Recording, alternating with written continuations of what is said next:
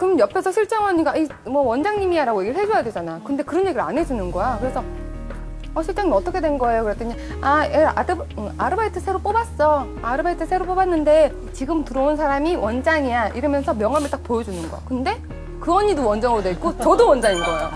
그리고 그냥 말았는데 좀 있다가 또 가면 그 되게 낯선 느낌 있잖아. 나는 분명히 내 가게를 간다고 생각하고 열심히 하고 있었는데 어느 날 갈 때마다 이방인 취급을 받는 거야. 괜히 와서 왜 저 언니 떠들지 이런 느낌을 받는 거야, 직원들한테. 그게 가기가 좀 부담스러운 거야. 그러다가 전화가 온 거예요. 어느 정도 매출이 어느 정도 이렇게 딱 오르니까 전화가 와서 오빠가 저한테 그러는 거야.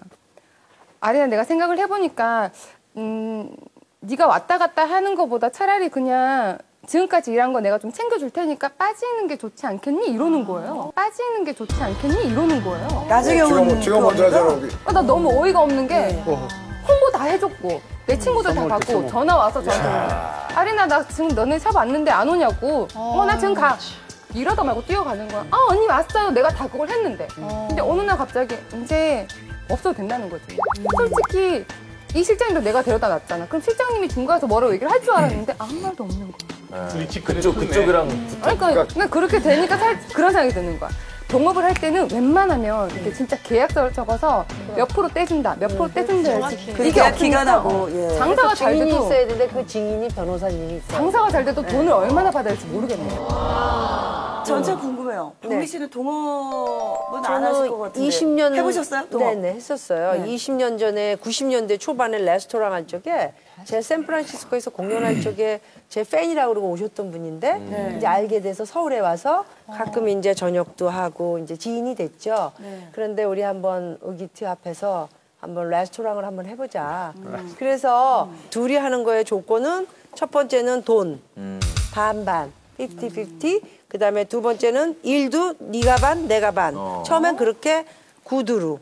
근데 시작을 했는데 그분은 이제 가정주부다 보니까 내가 좀 일찍 들어가야 되고 저녁까지 돌볼 수 없다. 근데 뭐 레스토랑이라는 게 저녁에 손님이 많잖아요. 그래서 일을 비중이 20%. 저는 전체적으로 밤 2시까지 이제 뭐 체크도 하고 종업원도 관리해야 되고 그래서 한 80% 정도 일을 한 거예요. 근데 가게가 잘 됐으면 다행인데 그게 가게가 안 된 건 아니지만 굉장히 그 이익이 없이 지금 현재 생각해 보면은 힘만 든 거예요.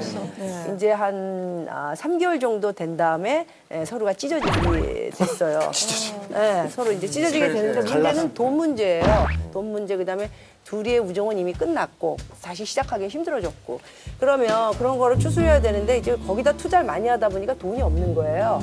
그래서 이제 집에 그것도 굉장히 방법론이 안 좋았는데 제 집에 근저당 설정을 하게 하고 예를 들어서 1억이면 그 1억을 나중에 뭐 잘 됐거나 아니면 갚을 일이 있을 때 이제 되게 될 때 주겠다 이렇게 약조를 하고 사인도 하고 해서 보냈는데 결과적으로 한 달도 안 됐는데 경매를 집 경매를 뭐 붙여서 굉장히 힘들게 만들고 그런 일들을 크게 한번 겪으면서 지금은 현재 뭐 아예 동업도 안 하지만 뭐 굉장히 비즈니스 잘하는 사람들은 파트너십을 하면은 꼭 중간에 자기를 대신해서 얘기할 수 있는 사람들을 꼭 자기가 섭외해서 이렇게 굉장히 편안하게 일을 하시더라고요. 동업이라는 게 사실 동업하면 서로 어떤 그 믿음으로 시작해서 이렇게 변호사를 낀다는 게 사실 얘기를 꺼내기도 못하고 그래서 이렇게 변호사를 배제하는 경우가 많은 것 같은데 얘기를 듣고 보니까 그 변호사님 참 필요하네요.